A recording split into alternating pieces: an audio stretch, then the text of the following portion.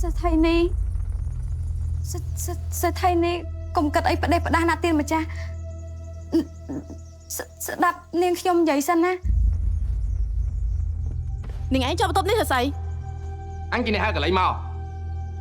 មានអីពាក់ព័ន្ធជាមួយនឹងឯងដែរម៉េចចង់វាយធ្វើបាបកន្លែងដូរដងទៀតមែននាងខ្ញុំឃើញលោកសេដ្ឋីមិនស្រួលខ្លួនហើយសេដ្ឋីនេះមិនមកសម្រាប់ជាមួយបានជានាងខ្ញុំមកដេកកំដរណាទៀនម្ចាស់តែលោកសេដ្ឋីគាត់បានធូរខ្លះហើយនាងខ្ញុំសូមទៅធ្វើការវិញណាទៀនម្ចាស់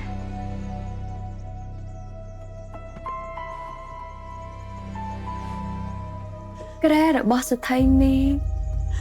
មុំដូចសេដ្ឋីនេះនិយាយពិតមែនមិនរកើបន្តិចសោះ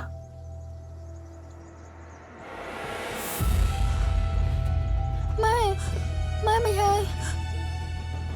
ទៅនេះ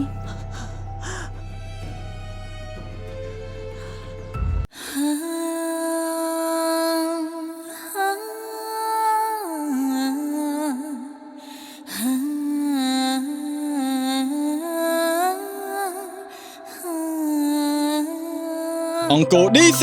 ទស្សនាភាពយន្តនៅកន្លែងរបស់អ្នក